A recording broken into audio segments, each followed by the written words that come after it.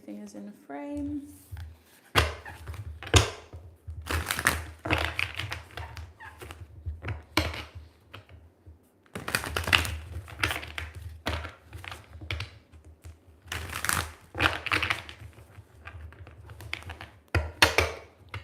Okay, yay! We are live. I should probably put this on mute again. Thank you so much, Justine. Oh my gosh, it's always refreshing and lovely to meet another Aussie. So thank you and welcome. We are going to do Aquarius. I think I'll get straight into it while I have energy. Oh, thank you so much for joining us. Love it. Welcome, Nigeria. I'm going to get straight into it. You are my last sign for the day. Tomorrow is going to be fire signs and water signs. And honestly, on most times that I will choose to go live on this channel, I will try to have big breaks in between and then tackle as many of the signs as I can. Just because this is a side channel, it's not the main channel. So the more efficient I can be, the better. With that being said, let's go ahead and tune into your energy, Aquarius. Welcome. If you're cross-watching, you're more than welcome to stay, but I am very honest. While I channel my intention as your reader into the cards, it can be a good time for you to channel your energy, your intentions as the viewer. What information are you hoping to get out of this reading? For example, Spirit, please help me to channel clear, honest messages for my Aquarius placements today. Please help me deliver the most clear, honest messages that they need for their journey. And let's have a look at what's in store for the rest of your January. I'm going to start by pulling 3 oracle cards from the Celestial Bodies Oracle deck, and then we're going to clarify with tarot as well. Okay, Spirit, what is happening for Aquarius for the rest of January? You have the Sun coming out reversed as your first card. What is happening for Aquarius for the rest of January? We have the 8th house. What is happening for the rest of January? Okay. And we have the square aspect pattern coming out as your last theme. At the back of our oracle deck, we have Void of Course. So we are seeing some crossovers from the other air signs as well, which is very interesting. This could just be a collective energy that's happening at the moment. The Void of Course theme is a feeling of kind of drifting.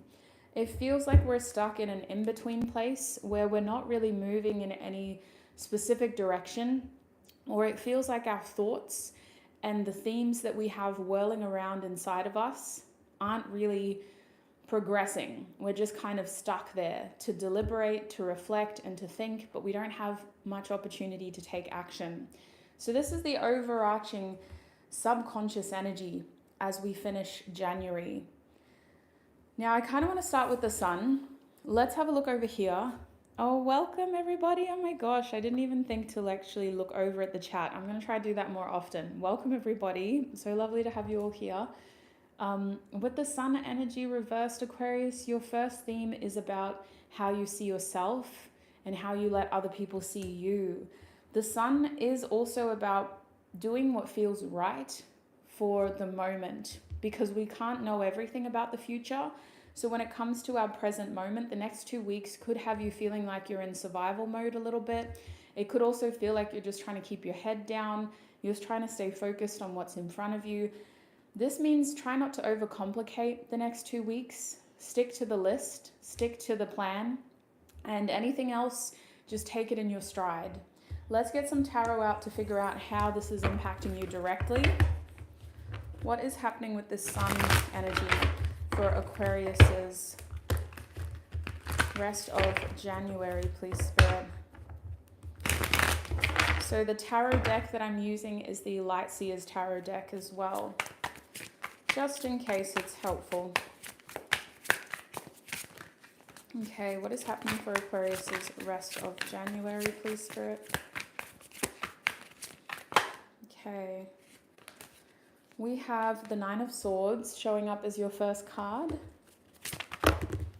We have the Ace of Swords as your second card. And at the back of the deck is the Queen of Pentacles, which I'm actually really loving for you. I know the Nine of Swords is a scary card and it looks scary in most decks, but this is actually very powerful and beautiful because it is centered on you. And for someone like yourself, whatever your Aquarius placement is, whether you're Aquarius Sun, Moon, Rising, Venus, etc., your personality craves a feeling of freedom in any situation, because when you do commit your time, your energy, your resources, your effort, you do so with a delicate balance of creating enough space for yourself as well. So with the Sun reversed, as you wrap up January, you're really trying to do that delicate balance act. You're trying to make sure that you're honoring your commitments with the Queen of Pentacles. You're staying true to your values. You're honoring the people and the things in your life that mean a lot to you, but you're doing so while also creating room for yourself. So no matter how tethered or tied you are to your job, to your relationships, to your free time commitments, whatever you do with other people, the next 2 weeks is also about giving that time for self, because we don't know how much busier the rest of the year is going to be for you. This is almost foreshadowing that February and March could be very busy for you. And if you are celebrating a birthday towards the end of this month or towards the start of March, which you probably are if you're an Aquarius Sun, happy birthday. But it feels like that's a lot to have to do for other people. So you're really being called to do things for yourself here. And that's what the Queen of Pentacles is saying. The other two cards are talking about how that balance is going to impact your mindset more than anything, because they're swords cards. They're talking about your mental health, they're talking about your mindset, and they're talking about the kind of thoughts that are going to be whirring through your mind over the next 2 weeks, which is impacting how you see yourself. And it's also impacting, with the Sun reversed, how you see your present moment. There are times where your mindset can be quite negative, only because you're feeling the pressure of pulling something big off in the year ahead. You could be putting pressure on yourself, but you're also having to answer questions and conversations from other people about what you're doing next. And to be honest, you don't have all the answers. With the Nine of Swords here, there is this feeling of you're in the dark. How are you supposed to know what the next 12 months are truly going to have in store for you? So you're kind of facing reality really hardly in that you're taking it a bit too seriously, and you need to have moments where you're reflecting helpfully, but you're also just stepping back and going, nobody knows. The truth is, nobody knows. We can't know everything. So I kind of want to challenge you before the month ends, just when you feel your head getting into it a bit too much, really reading into it and staying stuck on some of these questions for too long, ask yourself, are you taking things too seriously? Are you really putting too much pressure on yourself? And are you trying to find answers to things you can't possibly know? Because with the Ace of Swords being here, this is a beautiful reminder of the fact that whatever we need information-wise is right in front of us. Anything else that we want may not need to be a part of our lives right now. The Ace of Swords also reminds us to keep information simple. For the rest of January, you do have enough information to make helpful changes to your life. Anything else is going to come in time. Right here in the present moment is just about laying one foot in front of the other and following one idea at a time. Don't try to jump ahead. Just foster the ideas you have. Take it slowly. Put your beautiful Aquarius twist on it with the Queen of Pentacles and let it happen as it is meant to happen. So that's what we're seeing for the first theme. The second theme, the 8th house, it always feels different in your energy. We had the 8th house for Libra as well. And I think it came up for another sign, or maybe that was just Scorpio's energy. But it always feels different. The 8th house, I feel, struggles in Aquarius's energy because your energy doesn't let it kind of dive into the emotional intimacy that it needs. So let's figure out with tarot, before I jump to conclusions, how this is going to impact you in the next 2 weeks. Spirit, what does the 8th house mean for Aquarius? Oops. Yeah, we won't take her, but that was the High Priestess reversed. What does the 8th house mean?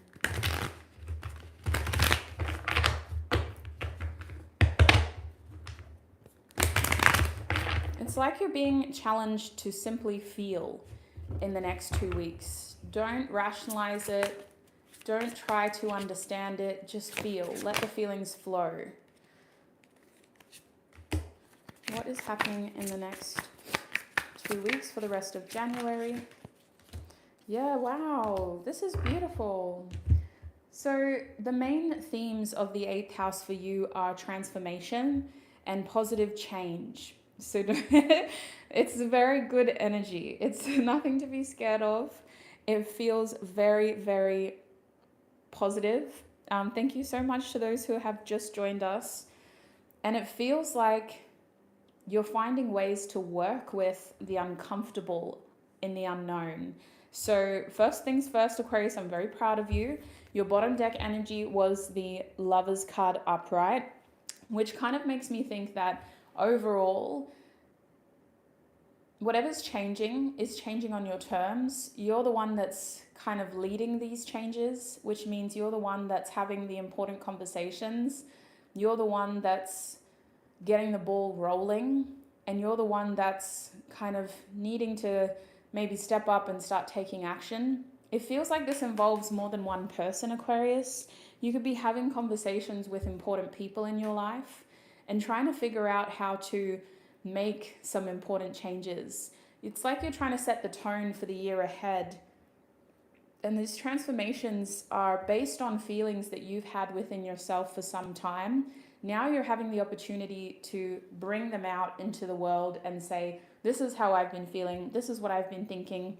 And because you've been sitting on it for a while, the feelings aren't as overpowering as the 8th house usually feels. Usually when an 8th house energy comes on, it's uncomfortable, especially if you're an air sign or an earth sign. It's overwhelming. It kind of chokes you up and you're like, I don't know what I'm feeling. I don't know what it means. But the beautiful thing about this is you've been feeling this way for a while. So this is in relation to a connection you have with an important person in your life and trying to figure out how to take things to the next level. This could be romantic for a lot of you, but I could see how this could relate to any area of your life, because it's ultimately calling for you to take that next step of commitment and to trust that you've done enough. So I could see how this is in line with a promotion at work, right?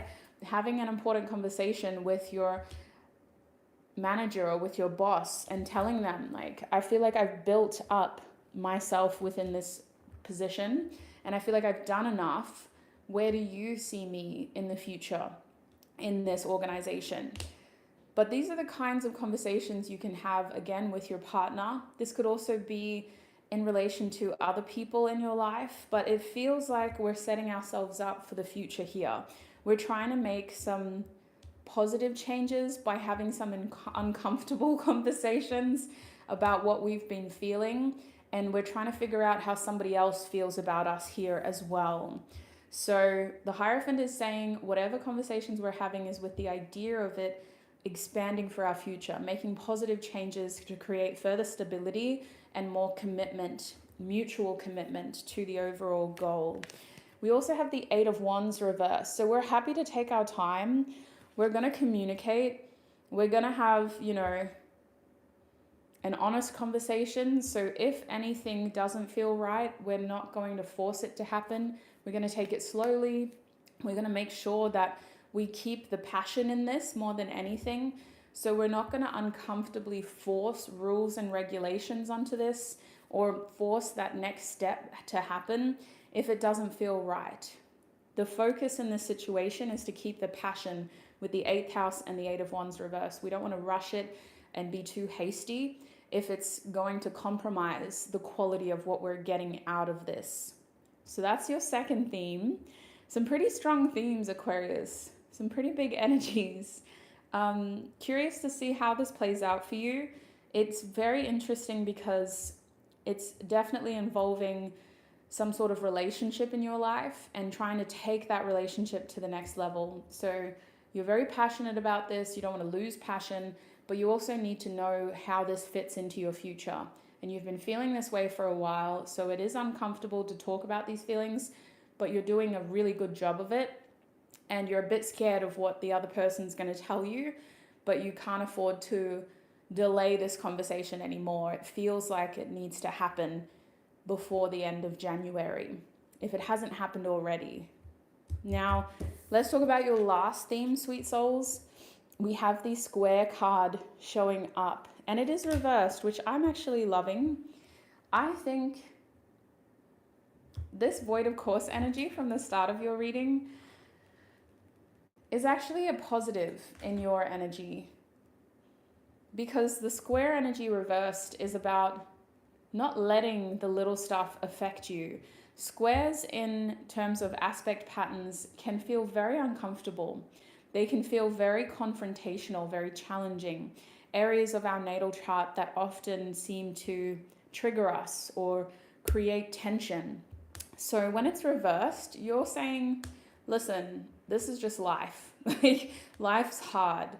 I'll get over it. And that doesn't mean that you're not going to whinge every now and then, but you're not letting the little things get to you, especially as the year begins. So let's get some tarot out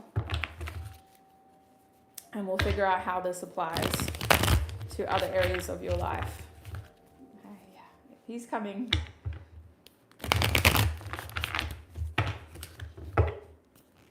Wow, that's very validating, seeing that you're already going through some of this, Kiki. Okay. What else is happening with this third theme, please, Spirit?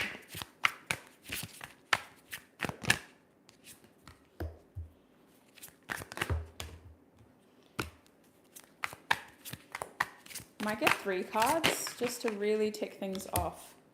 And at the bottom of your deck is the 9 of Pentacles reversed.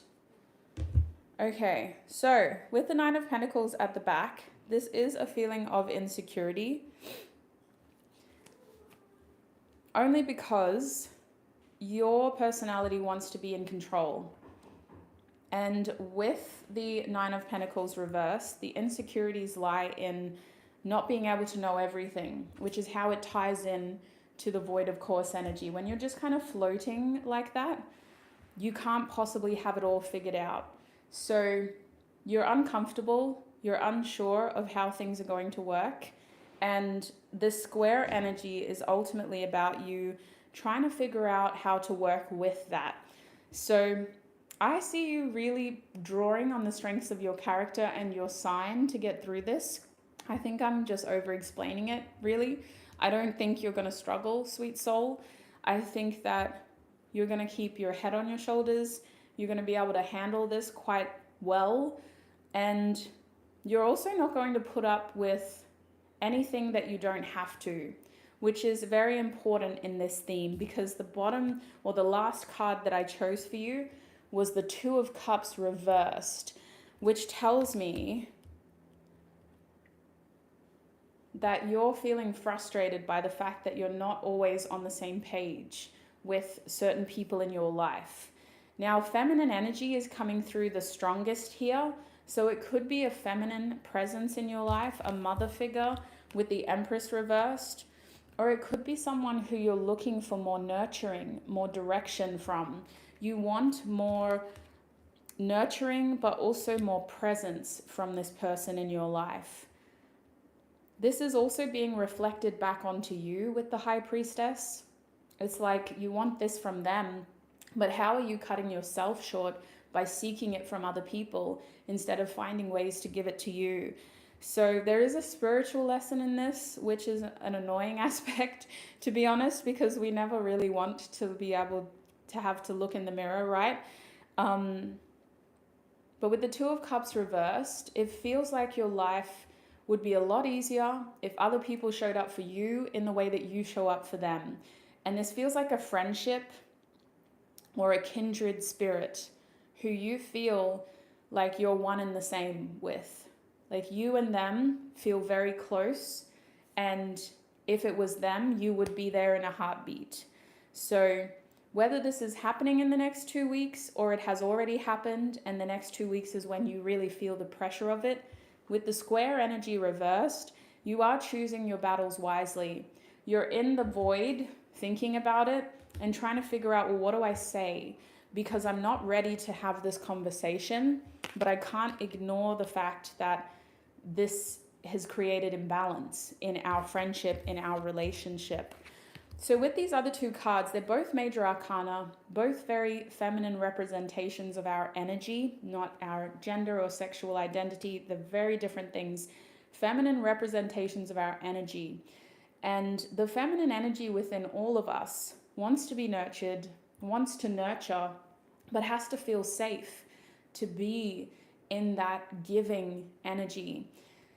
For some reason, what you expected to receive was very different to what you got. And now you're in a position with the High Priestess reversed where you just don't feel like this is right anymore. Your intuition is telling you it's time to do something, but with the Empress reversed, your heart is telling you to be patient and to just give it a little bit more time to see if whatever hasn't happened is going to happen.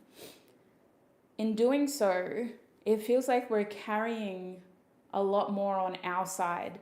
And when an Empress energy is reversed, it's like being in your 42nd week of pregnancy. It shouldn't have happened, and it's creating a toll on our body and on the natural process of things. So I don't think you're going to address this in the next 2 weeks. You may choose to just shut it down, not communicate, and just isolate and focus on these other themes. But this is a subconscious theme that will need to be addressed at some point, because it's highlighting a pattern in a relationship in which you're not getting as much as you give. So you have to figure out eventually, what do I do about this? In the next 2 weeks, you're trying to treat it like water off a duck's back. It doesn't bother me that much, right?